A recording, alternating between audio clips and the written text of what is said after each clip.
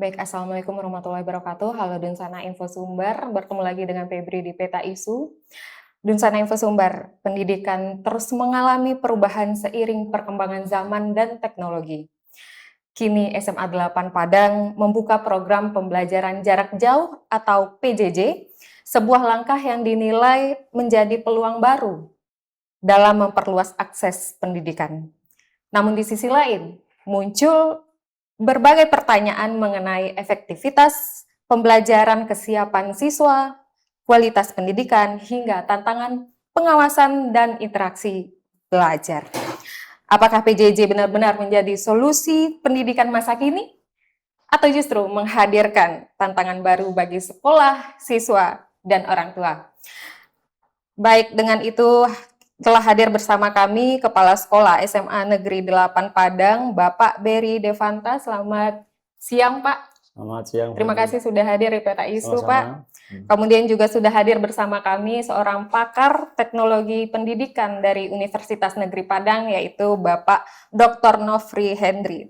Terima kasih sudah hadir, Pak Nofri.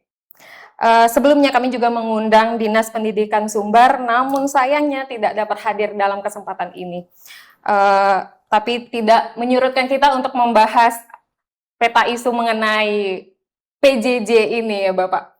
Kita tertarik nih dengan PJJ yang dilakukan oleh SMA 8 Padang. Kita melihat sebuah flyer yang mana SMA 8 ini membuka pendaftaran siswa baru, Pak, terkait dengan pembelajaran jarak jauh ini. Nah, sebenarnya seperti apa konsep dari pembelajaran jarak jauh ini dulu, Pak? Baik, terima kasih, Febri. Bapak Ibu sekalian, memang terhitung tahun pelajaran 2026-2027 ini SMA Negeri 8 Padang membuka jalur baru selain jalur reguler, sistem penerimaan murid baru, pembelajaran jarak jauh atau PJJ. Jadi dasarnya adalah Peraturan Presiden Nomor 3 Tahun 2026 tentang penanganan anak tidak sekolah atau ATS. Kemudian berdasarkan rekomendasi dari Dinas Pendidikan Provinsi Sumatera Barat, SMA 8 ditunjuk oleh Kementerian Pendidikan Dasar dan Menengah Republik Indonesia sebagai sekolah induk pelaksana pembelajaran jarak jauh. Jadi saya ingin menjelaskan konsepnya seperti pertanyaan Febri tadi. Seperti yang kita tahu bahwasanya program wajib belajar itu sudah berlangsung lama, 12 tahun. Tetapi faktanya masih banyak anak-anak yang tidak mendapatkan akses terhadap pendidikan karena beragam faktor.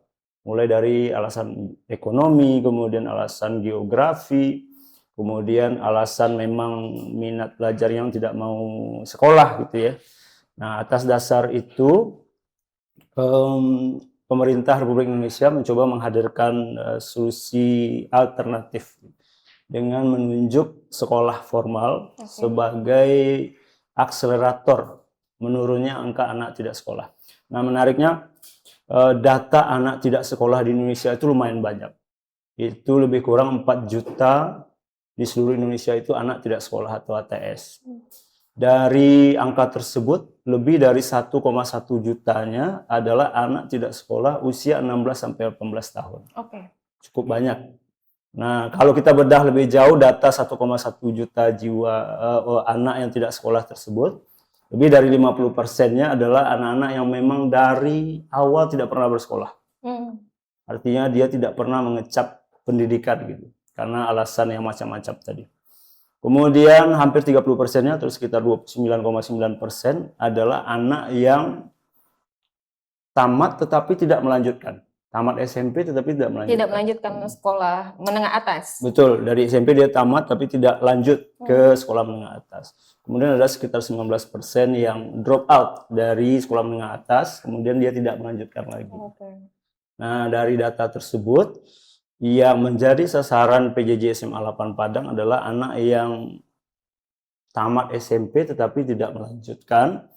Sedangkan data yang paling besar 51% tadi itu anak yang tidak bersekolah dari awal itu diarahkan ke paket C. Nah, bagaimana pembelajarannya? Kita diarahkan oleh Kementerian Pendidikan Dasar dan Menengah, pembelajaran berlangsung 70% secara daring, secara mandiri. Kemudian 30%-nya berlangsung secara sinkronis. Nah, dari sinkronus ini Febri juga dibagi 30% itu sebagiannya boleh sinkronus tatap muka, boleh tatap maya. Oh, Jadi dari satu semester itu bisa jadi kan ada beberapa kali pertemuan tatap muka, tetapi tergantung dengan kondisi anak, di mana posisi tinggalnya, di mana mereka berdomisili, seperti apa keadaannya. Nah, data yang menarik juga dari jumlah anak yang tidak sekolah tadi itu di usia 16 sampai 18 tahun itu, data yang menarik kita dapatkan 45%-nya mereka itu ternyata bekerja.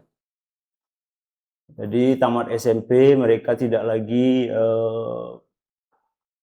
bisa atau mau datang ke sekolah, tapi mungkin karena tidak ada pilihan mereka memutuskan untuk bekerja di sektor-sektor yang informal gitu. oke. Nah, sebagai warga negara tentu mereka punya hak juga untuk mendapatkan akses pendidikan. Nah, itu solusinya.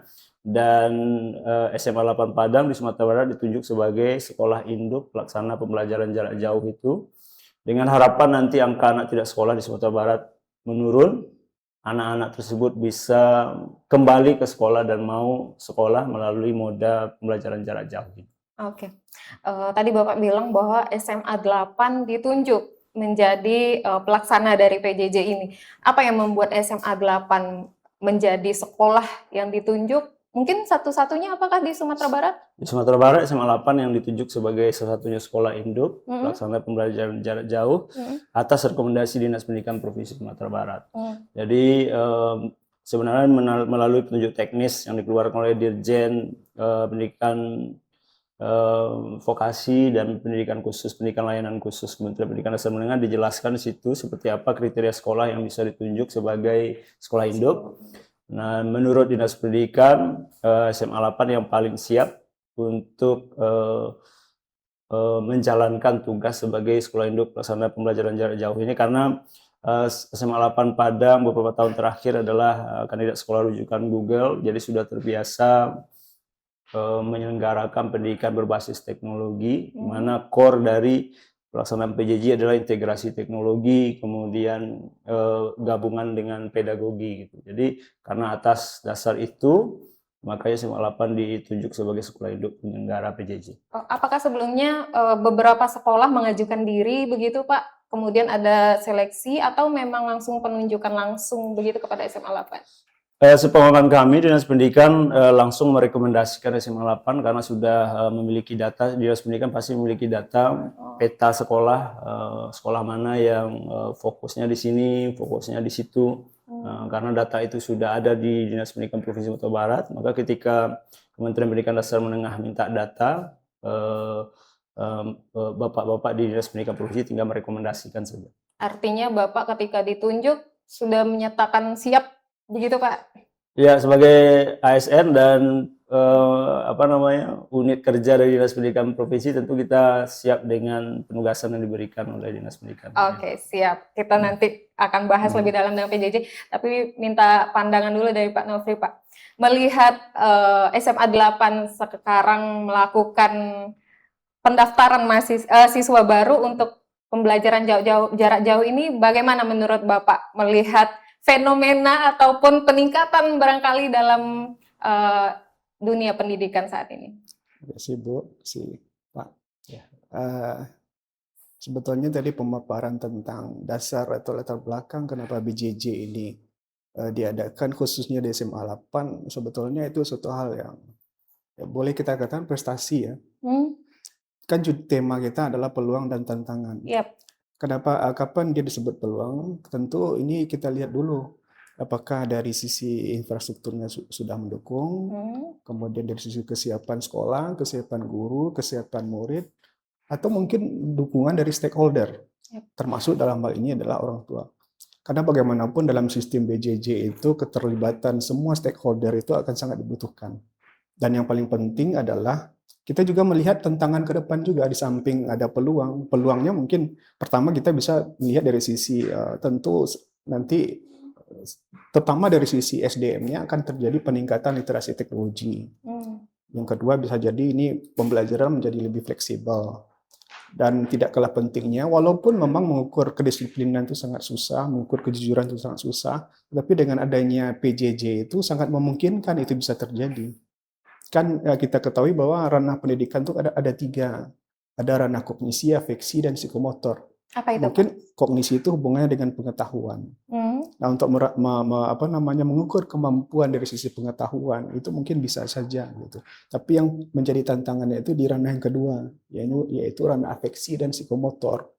Nah, makanya dengan adanya PJJ ini mungkin bisa juga menjadi tantangan ke depan karena menilai misalnya sikap itu hal yang sangat sulit dalam pelaksanaan PJJ atau apalagi yang sifatnya psikomotor, keterampilan.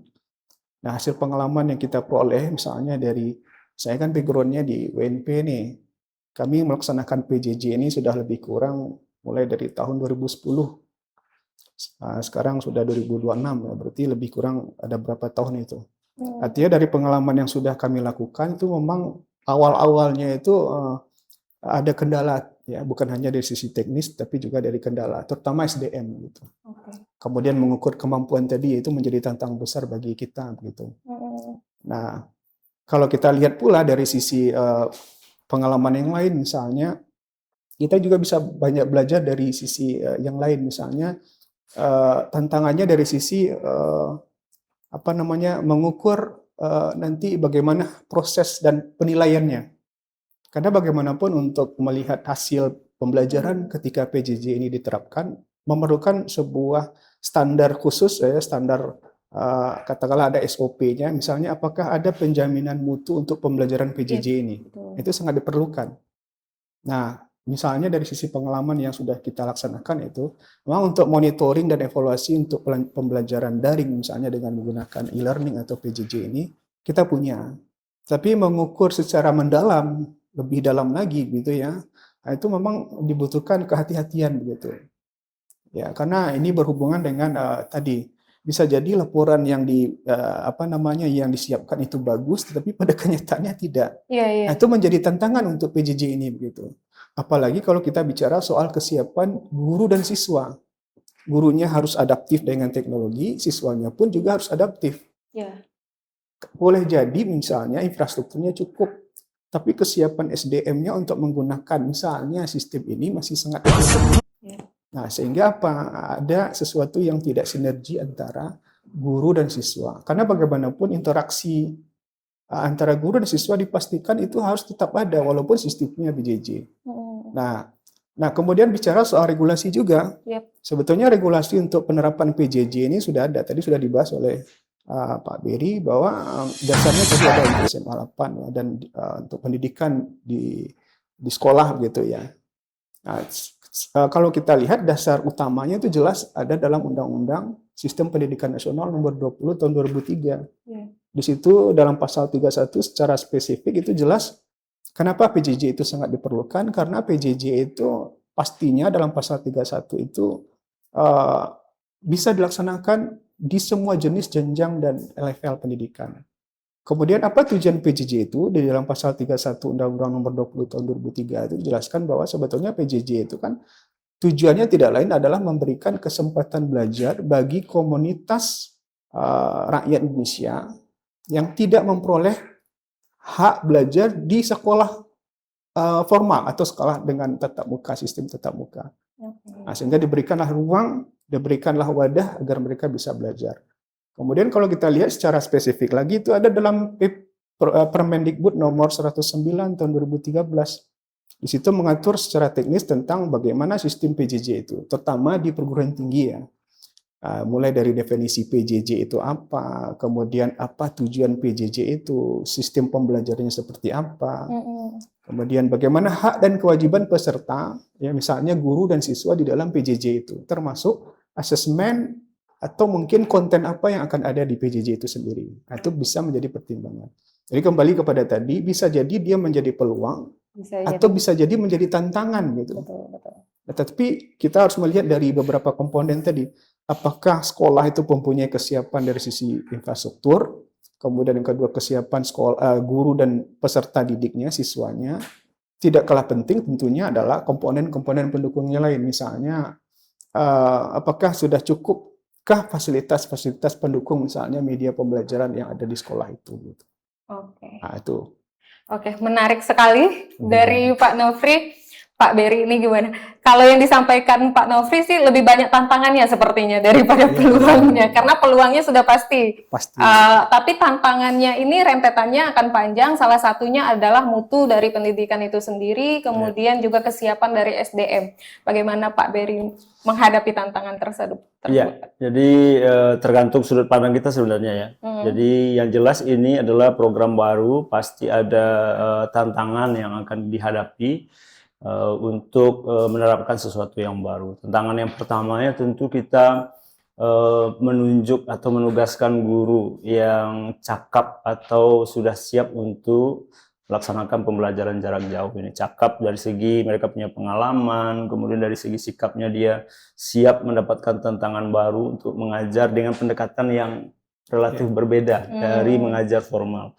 Kalau mengajar formal, mereka berhadapan dengan murid datang tepat waktu, kemudian pulang tepat waktu, penugasannya mereka harapkan juga datang tepat waktu. Tapi dengan PJJ tentu harus ada pendekatan-pendekatan yang lebih fleksibel dibanding dengan pendidikan formal.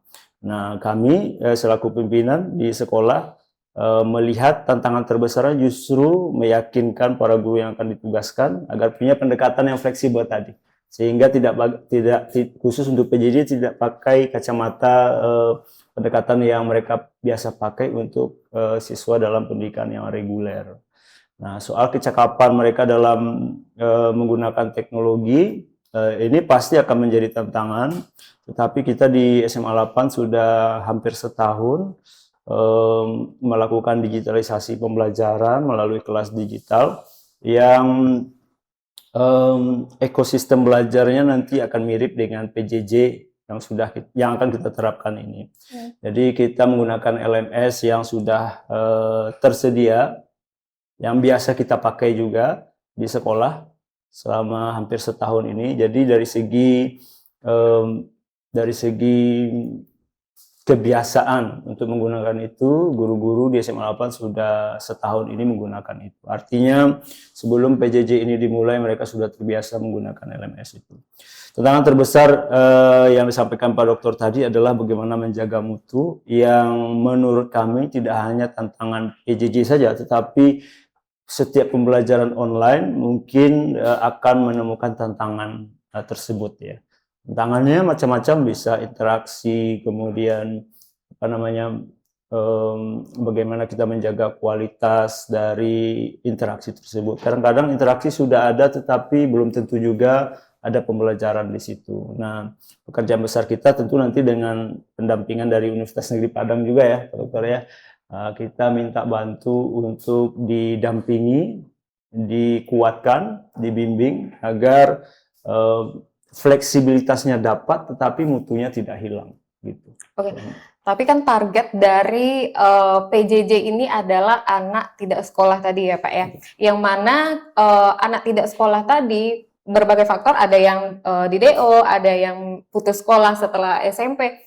Nah ini kan yang namanya pendidikan dan pendidik salah satunya adalah menjaga dan membentuk karakter dari siswa itu sendiri. Tapi melalui PJJ ini bagaimana sekolah bisa memastikan pembentukan karakter siswa tetap terjaga dengan jarak jauh ini, Pak? Ya.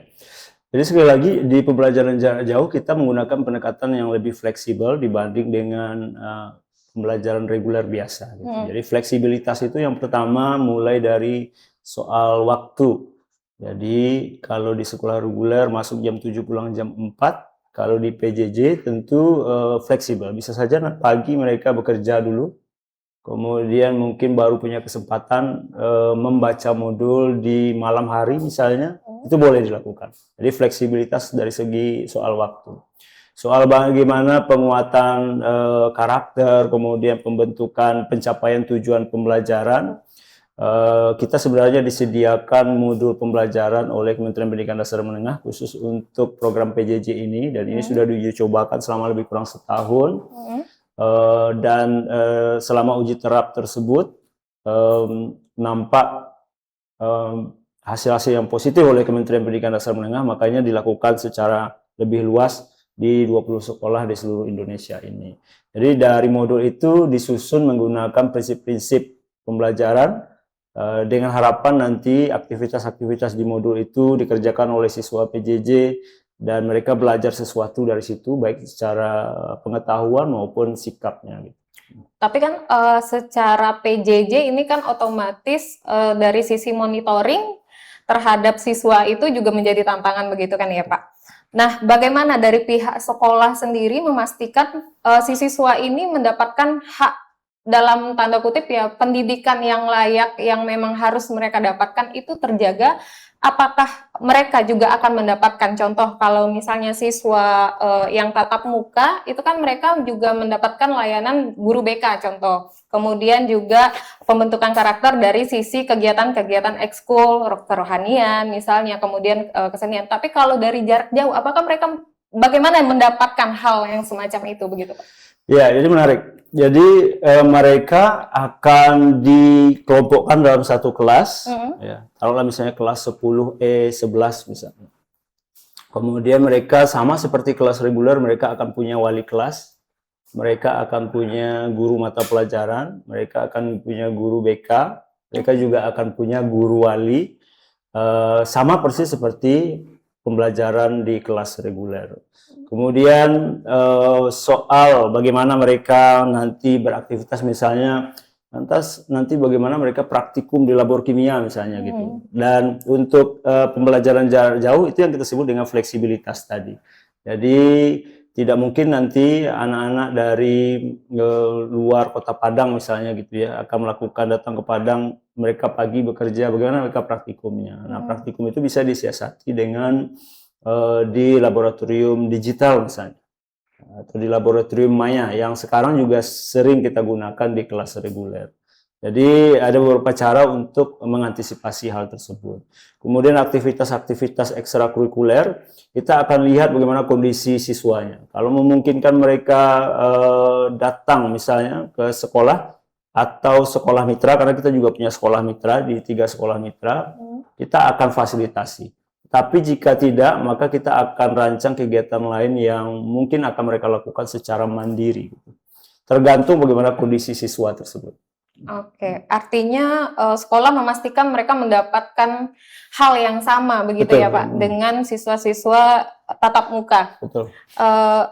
Kita minta pendapatnya Pak Nofri, Pak. Apakah PJJ ini menurut Bapak menjadi masa depan dari pendidikan nasional, Pak? Tadi kan sudah bahas, dia bisa menjadi masa depan pendidikan. Tentu kita harus optimis kan gitu. Artinya ketika peluang yang kita ambil itu, misalkan tadi dari sisi komponen dari PJJ itu terpenuhi.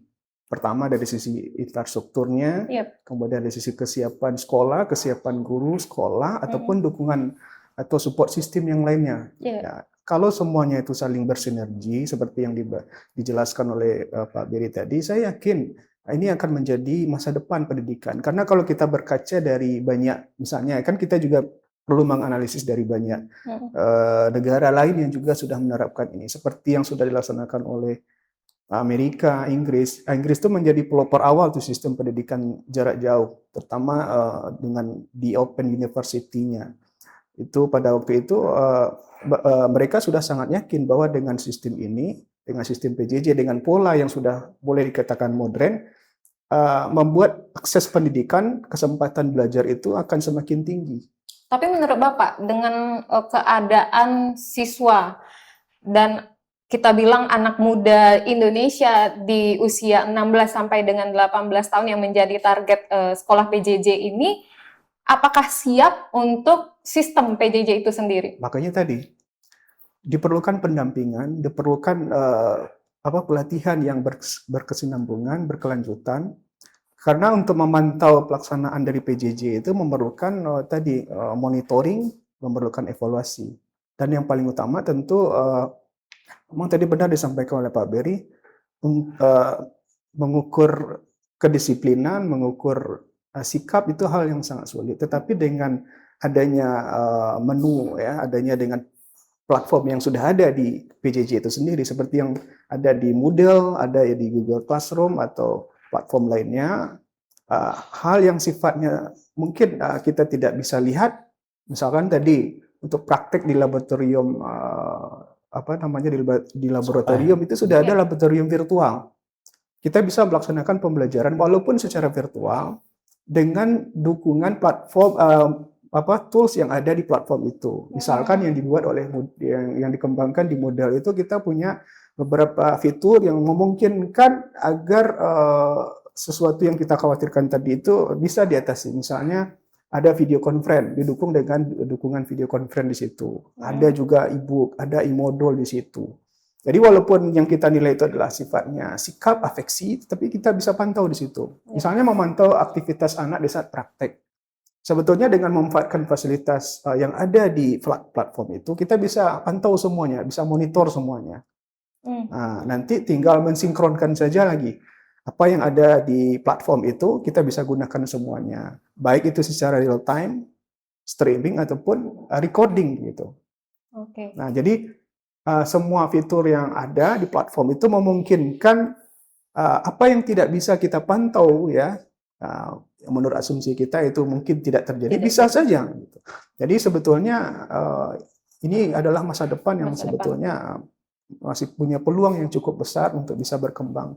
Karena kita berkaca juga kan di beberapa negara seperti yang ada yang diterapkan di beberapa negara yang boleh kita kan sudah maju. Malaysia itu hampir 70% mereka sudah menggunakan cara seperti ini gitu. Apalagi kalau kita lihat seperti negara Asia yang lain seperti Cina atau Korea Selatan. Mereka sudah punya yang namanya smart education policy.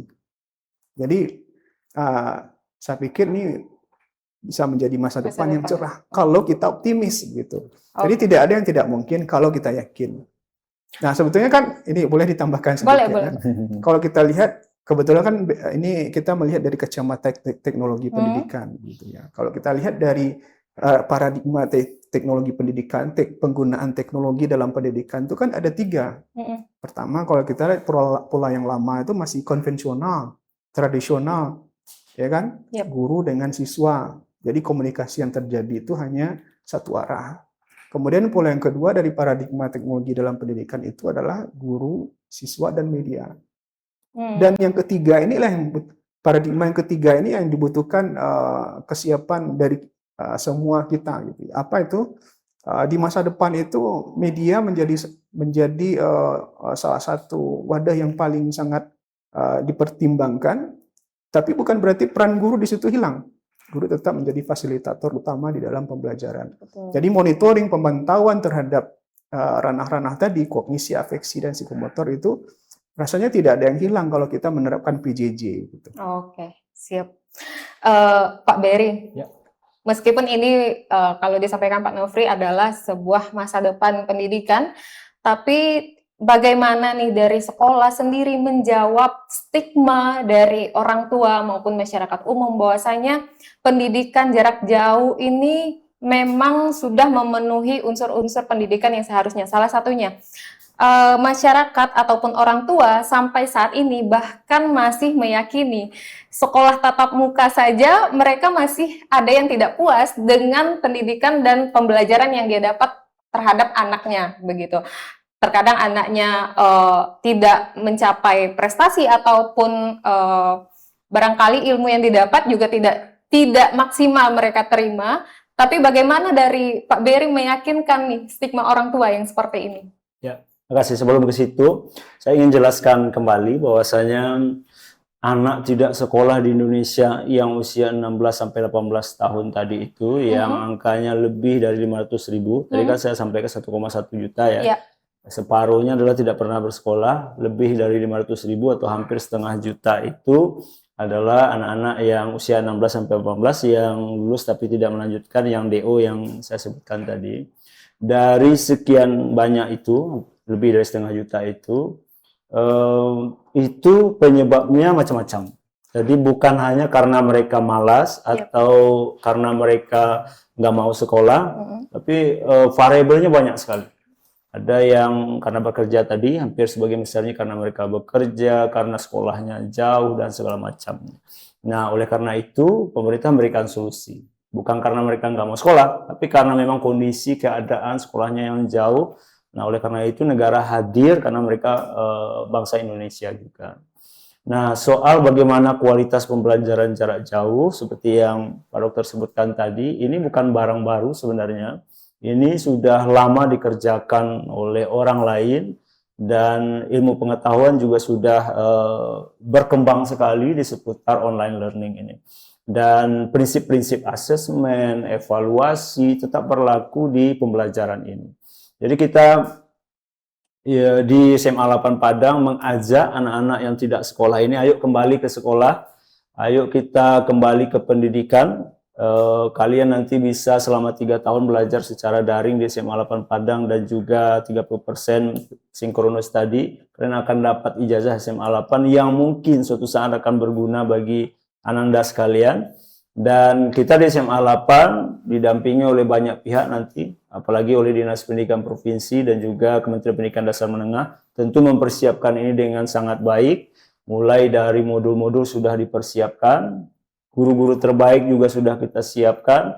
Kita secara kontinu mempersiapkan guru-guru kita agar cakap untuk membelajarkannya siswa secara jarak jauh. Kemudian asesmen yang kita rancang juga fleksibel dan mempertimbangkan kebutuhan siswa itu nanti, sehingga rasanya tidak ada lagi keraguan sebenarnya, karena ini bukan barang baru dan sudah banyak dikerjakan oleh institusi lain dan sudah berlangsung lama.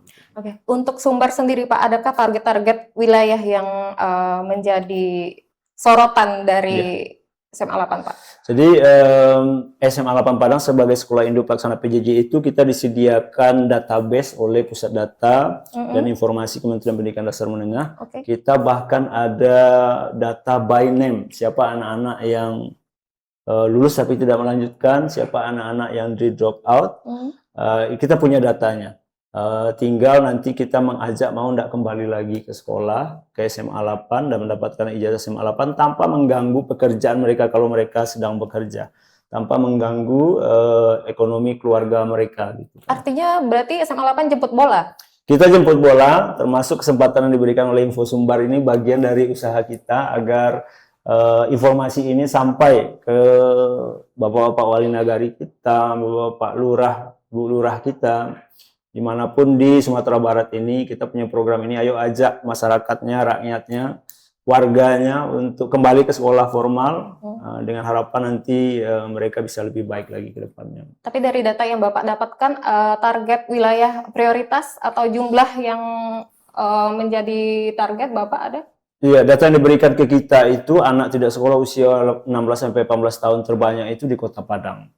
Itu 169 orang, kemudian di Kabupaten Solo, kemudian di Kabupaten Pasaman. Prinsipnya kita punya data di seluruh kabupaten kota, dan memang sangat kita harapkan entah itu nanti podcast ini sampai kemana gitu ya, sampai ke Kanagari-nagari atau dusun-dusun di pelosok Sumatera Barat. Jika mendengarkan podcast ini, mari mendaftar. Sungguh pun anak-anak ini tidak ada di dalam database, tetapi masuk ke dalam kriteria dia berusia 16-18 tahun, kemudian tidak melanjutkan, tidak terdata di sekolah manapun dia boleh juga mendaftar. Oke, tapi dari SMA 8, apakah ada kuota batasan? Pesan dari Kementerian Pendidikan Dasar Menengah, kita memang tidak diberikan target yang tinggi ya, tetapi jika ada anak ATS yang mendaftar, kita akan terima. Berapapun? Berapapun ya. Artinya berapa kelas pun terbuka untuk karena memang anak targetnya ATS. untuk mengurangi angka anak ATS. Ada biaya kah yang dikeluarkan Pak? PJJ ini sepenuhnya gratis, tidak pakai biaya sedikit pun. Jadi manfaatkan kesempatan ini kapan lagi kalian anak ATS akan mendapatkan ijazah dari sekolah negeri. Kemudian fleksibel, tidak mengganggu pekerjaan yang sedang kalian ikuti saat ini, sepenuhnya gratis. Baik, tapi kami juga ingin menyampaikan pertanyaan dari Dunsana Info Sumbar yang masuk melalui pesan singkat dan juga direct message ke Info Sumbar, Pak. Ini ada stigma ataupun mungkin pandangan, dugaan PJJ ini menjadi program jual beli ijazah. Ini bagaimana tanggapannya Pak?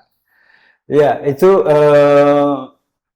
Kalau memang ada ketakutan seperti itu tidak betul ya. Karena yang pertama kita diberikan database oleh kementerian mana anak-anak yang akan menjadi sasaran. Yang pertama kita akan prioritaskan itu dulu. Kemudian sistem data pokok pendidikan sekarang atau Dapodik ya, itu sangat rigid ya. Dikelola oleh Kementerian Pendidikan Dasar dan Menengah itu dengan sangat profesional. Sangat tidak mungkin sekarang itu akan ujuk-ujuk kita akan menghasilkan ijazah saja. Kecil sekali kemungkinan. Saya sebagai kepala sekolah tidak terbayang bisa mengeluarkan ijazah karena sekarang sepenuhnya sudah online. Ijazah sekarang itu tidak lagi ditulis tangan, sepenuhnya di-download dengan data PDF saja. Dan itu sepenuhnya kementerian yang mengeluarkan berdasarkan data pokok pendidikan. Jadi keliru rasanya kalau ini diasumsikan ini akan jadi akan ada peluang jual beli ijazah. Yang pertama, siswa harus belajar 3 tahun di SMA 8 Padang. Usianya 16 sampai 18 tahun. Kemudian dia tidak terdaftar di sekolah manapun, masuk kategori anak tidak sekolah. Wajib itu. Tidak boleh lulusan SMP 2026 kemudian dia daftar ke PJJ, tidak boleh. Jadi dia harus dalam kategori anak tidak sekolah. Oke. Febri ke Pak Nofri, Pak. Di sini kan tantangannya lumayan banyak yang Bapak sampaikan tadi juga. Kemudian di sini kondisi anak-anak yang akan ikut program PJJ ini ada sambil bekerja, salah satunya yang mungkin bisa jadi menjadi tulang punggung keluarga juga begitu. Tapi pesan dari Pak Nofri nih, apa yang perlu dan paling penting disiapkan baik dari institusi, kemudian juga siswa maupun orang tua dalam program PJJ ini, Pak? Selain dari yang Bapak sampaikan tadi. Ya, sebetulnya yang paling utama itu adalah ya kalau ditanya ya tentu jawabannya adalah dari sisi kesiapan. Itu jawaban kuncinya gitu. Apakah ada garansi atau jaminan bahwa dengan PJJ ini dipastikan sekolah itu siap? Nah, itu kunci utamanya di situ saja sebetulnya. Nah, di samping yang tadi infrastruktur dan lain sebagainya gitu. Jadi yang paling utama itu adalah kesiapan. Yang tidak kalah penting ya tentunya adalah SDM yang mengelolanya begitu. Selain daripada yang kita sebut tadi. Karena jangan sampai nanti kita sudah bikin platform, sudah ada medianya dan segala macam, tetapi PJJ ini hanya menjadi suplemen saja begitu. Mestinya kan dia menjadi komplemen. Tapi kalau dari sisi siswa dan orang tua, apa yang perlu paling disiapkan sekali, Pak? Pastinya mereka harus adaptif dengan semua regulasi, dengan semua apa yang ada disiapkan dalam PJJ. Mereka harus adaptif, menerima semua apa yang ada di sekolah itu, termasuk dalam pelaksanaan PJJ itu sendiri gitu. Dan yang pastinya adalah dengan adanya PJJ itu diharapkan mereka menjadi melek dengan teknologi, ya, tentu akan meningkatkan literasi teknologi mereka nantinya begitu.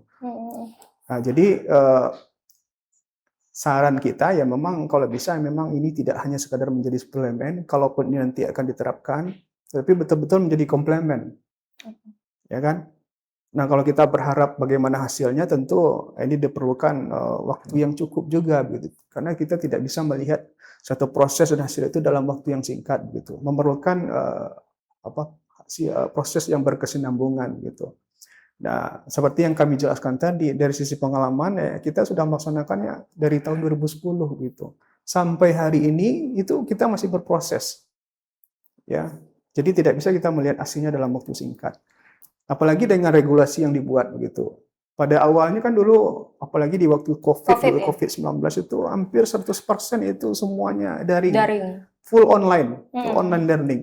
Betul. Tapi ketika tahun 2022, 2023 sudah mulai landai, apa yang sudah dibuat kebijakannya, regulasinya dan segala macamnya itu menjadi landai pula, termasuk dalam hal pengelolaannya gitu.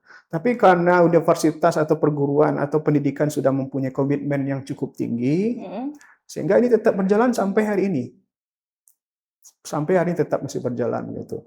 Tapi memang yang kita perlu juga lihat di sini adalah bukan hanya dari sisi kesiapan yang tadi ya, kesiapan dari sisi platformnya itu juga menjadi tantangan pada hari ini. Karena saat ini kan banyak sekali muncul gangguan yang sifatnya teknis. Gangguan Apa- cybernya berarti. Cybernya, apalagi kalau misalkan aplikasi itu platform yang dibangun itu open access, ya kemungkinan para hacker untuk masuk ke sistem yang sudah kita buat dengan sangat hati-hati itu bisa saja diganggu oleh para hacker.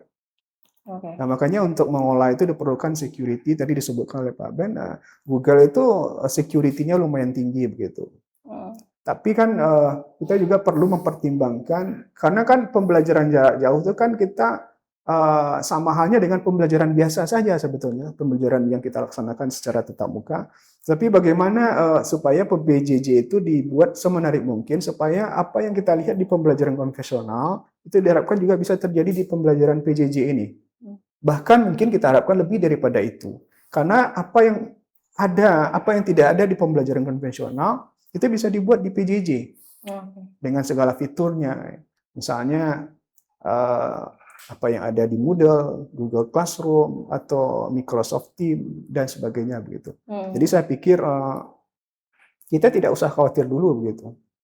Ya, tidak usah khawatir dengan segenap kemampuan yang ada, kesiapan yang ada dari sisi SDM dan dari sisi kesiapan perangkat tadi, saya yakin ini akan menjadi peluang yang sangat besar. Di samping juga ada tantangannya yang kita sebut tadi gitu. Tapi dari sisi akademisi ini Pak, tentunya dari Universitas Negeri Padang sendiri pasti telah melakukan penelitian dan juga penerapan yang sudah lama. Apa evaluasi dari UNPAD sendiri terhadap PJJ yang ada di Indonesia, khususnya Sumatera Barat, baik dari sisi institusi maupun dari sisi siswanya sendiri? Karena ini sudah berjalan sangat lama ya, terutama di institusi kami ya, penelitian tentang PJJ ini sebetulnya sudah sangat banyak ya. Apakah dalam bentuk konsep hybrid learning atau mungkin dalam bentuk konsep full online learning atau blended learning dan seterusnya, itu penelitiannya sudah sangat banyak. Dan untuk kegiatan monitoring khusus di institusi itu biasanya kita melakukan monitoring untuk PJJ ini dengan platform yang ada itu, bahkan di awal pertemuan itu sudah ada monitoring. Pertemuan pertama sampai pertemuan ke-6 itu dilakukan monitoring. Ada tim-tim yang kita bentuk untuk bisa memantau pelaksanaan pembelajaran jarak jauh itu. Kemudian nanti sudah meet juga akan ada monitoring. Dan hasil laporan monitoring itu akan menjadi bahan evaluasi untuk kedepannya akan diperbaiki atau bagaimana. Nah, jadi biasanya ada yang kurang itu akan ada laporan yang masuk, akan ada reportnya oleh admin, kemudian akan memberitahukan kepada misalnya pelaku ya, terutama di program studi yang melaksanakannya itu akan ada laporan atau evaluasi. Mulai dari pertemuan pertama sampai ke-6, kemudian habis meet. Jadi kegiatan evaluasi tetap berjalan selama semester berjalan. Oke, siap. Pak, terakhir Pak Beri, dari pemerintah sendiri apakah memberikan dukungan infrastruktur yang cukup untuk program ini? Salah satunya mungkin tantangan terhadap siswa-siswa yang kesulitan mendapatkan akses internet, salah satunya, kemudian juga dari sisi device yang digunakan, apakah ada diberikan dari pemerintah dukungan terhadap itu, Pak? Ya, untuk saat ini dukungan yang diberikan kepada calon siswa gitu ya, itu sepenuhnya masih soal fleksibilitas ya, karena angkanya cukup banyak tadi ya, mungkin pertimbangan biaya, makanya pemerintah mempertimbangkan fokus di pelaksanaan pembelajarannya dulu. Nah, kalau seandainya ada nanti calon siswa anak ATS yang mendaftar gitu ya, kemudian ketika pelaksanaan dia butuh bantuan, dia boleh datang ke sekolah mitra gitu ya, kalau memungkinkan, atau dia boleh datang ke manapun kondisi di dekat tinggal mereka. Misalnya dia mau datang ke kantor wali nagari, menumpang di situ sebentar untuk mengerjakan tugas, atau minta bantuan di kelurahan, atau mungkin ada institusi manapun yang bisa membantu mereka, itu peluang atau potensi-potensi yang bisa kita harapkan dari siswa. Artinya masih sebatas peluang kesempatan untuk ikut PJJ aja baru ya Pak. Infrastruktur mungkin menyusul semoga ya Pak ya. Tapi ini mungkin juga tambahan dari saya Pak. gitu soal bagaimanapun kan kreativitas anak ya, peserta atau siswa nantinya tidak bisa kita larang gitu, tidak bisa ini menjadi kendala teknis nanti di lapangan. Yeah. Misalnya yang ini mesti harus dipastikan di samping yang kita jelaskan tadi, ketersediaan storage ya, penyimpanan dan distribusi itu dipastikan harus ada. Nah, masalahnya apakah misalnya dinas pendidikan atau mungkin pembuat kebijakan atau pengolah nantinya itu bisa memastikan untuk kapasitas ini bisa lancar. Ya, bisa menjalankan aplikasi tersebut. Ya, karena begitu. nanti kan mungkin ada siswa itu yang punya kreativitas yang tinggi. Mereka pingin bikin video, mereka pingin bikin file dengan kapasitas yang besar. Sementara storage-nya sangat terbatas. Nah, sehingga ini membuat kreativitas siswa nanti menjadi tidak terhambat. Nah, itu harus dipastikan. Itu pernah menjadi pengalaman juga di kita gitu. Artinya bahan evaluasi menjadi Bapak bahan evaluasi. Apalagi kalau yang sifatnya streaming itu ya.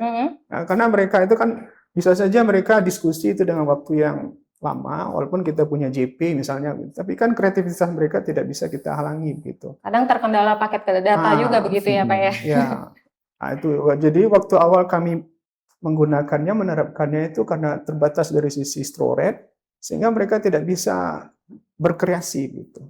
Terbatas kapasitasnya, waktu diperlukan itu sangat sedikit. Nah, maka ini juga harus dipastikan apakah nanti distribusi atau storage kapasitasnya itu cukup memadai. Maka di sini dinas misalnya nanti harus memastikan kapasitas yang didistribusikan ke sekolah-sekolah yang menjadi pilot, misalnya pilot project ini harus dikasih garansi juga lah begitu. Iya. Oke. Mbak, Pak, terakhir Pak, catatan mungkin ataupun imbauan kepada baik dari sisi pemerintah, institusi maupun siswa yang akan mengikuti PJJ mungkin dari Bapak. Closing statement-nya, himbauan ataupun mungkin catatan dari Bapak untuk pelaksanaan PJJ ini. Nah, mungkin barangkali sesuai dengan tema kita hari ini, PJJ itu menurut saya di masa yang akan datang tuh dengan optimis ya, dengan sikap optimis, saya yakin peluang kita untuk melaksanakan PJJ ini masih sangat besar begitu. Dengan kesiapan infrastruktur yang cukup, kemudian dengan kesiapan stakeholder tadi, guru, siswa, dan juga pelaku lainnya, termasuk dalam ini adalah media dan teknologi. Saya yakin ini akan menjadi peluang besar. Tapi juga patut kita catat di sini, ke depan nantinya tantangan juga akan semakin besar begitu. Jadi harapan kita kepada semua stakeholder, pelaku-pelaku dalam PJJ ini diharapkan harus mempunyai pemahaman yang cukup, kemudian juga diperlukan koordinasi dan kolaborasi supaya kegiatan ini bisa berlangsung secara sinergis. Kemudian ya tentunya kita berharap ke depannya ini bukan hanya sekadar wacana saja, ya walaupun ini sudah jalan, tetapi harapannya ke depan nantinya ini akan menjadi sesuatu peluang yang sangat besar agar setidaknya aksesibilitas dalam belajar dan fleksibilitas tadi yang sudah disampaikan oleh Pak Berry bisa meningkat di masa yang akan datang. Oke, Pak Berry, kita optimis dengan PJJ ini ya Pak ya untuk menjadi masa depan pendidikan di Sumatera Barat khususnya. Tapi dengan catatan Pak Nofri tadi mungkin bisa menjadi bahan pertimbangan juga untuk Pak Berry mungkin meningkatkan infrastruktur ataupun mengajukan bantuan barangkali kepada pemerintah untuk menunjang siswa-siswa yang mungkin tidak mendapatkan fasilitas yang sesuai dengan PJJ itu. Closing statement Pak untuk masyarakat yang mungkin masih butuh pemahaman terhadap PJJ. Iya, terima kasih banyak kesempatan yang diberikan. Closing statement dari kami khusus anak tidak sekolah di Sumatera Barat, ATS ya, yang angkanya lumayan banyak. Mari kita kembali ke sekolah formal dengan mendaftar di PJJ SMA Negeri 8 Padang. Kami mengucapkan terima kasih kepada Dinas Pendidikan Provinsi Sumatera Barat yang sudah memberikan kepercayaan, kemudian Kementerian Pendidikan Dasar dan Menengah yang sudah menugaskan SMA 8 Padang. Kami menganggap ini adalah tugas dan kami siap untuk melaksanakan tugas baru ini. Oleh karena itu, Bapak dan Ibu, anak-anak kami, anak yang tidak sekolah tadi, dengan segala macam kendala yang kalian miliki di tempat kalian masing-masing, mari kembali bersekolah Mudah-mudahan dengan menjadi murid PJJ di SMA 8 Padang, nanti kalian akan punya kesempatan yang jauh lebih besar di masa yang akan datang. Kalian bisa mengambil peran yang lebih baik nanti di masa yang akan datang, sehingga bisa pula berkontribusi untuk bangsa dan negara ini. Baik, terima kasih Pak Beri sudah hadir dan Pak Nofri sudah hadir di Peta Isu baik Dunsana Info Sumber. Kehadiran program PJJ di SMA Negeri 8 Padang menunjukkan bahwa dunia pendidikan terus berkembang dan beradaptasi terhadap perkembangan zaman maupun juga kebutuhan masyarakat. Di satu sisi, PJJ membuka peluang akses belajar yang lebih fleksibel dan luas, namun di sisi lain tetap ada tantangan besar yang perlu dipersiapkan bersama, mulai dari kualitas pembelajaran, kesiapan teknologi, hingga pembentukan karakter siswa. Semoga diskusi ini dapat memberikan gambaran dan perspektif baru bagi masyarakat mengenai masa depan pendidikan di era digital. Sampai bertemu di Peta Isu selanjutnya. Assalamualaikum warahmatullahi wabarakatuh. Terima kasih Pak Beri, terima kasih Pak Nofri sudah hadir. Silakan diminum.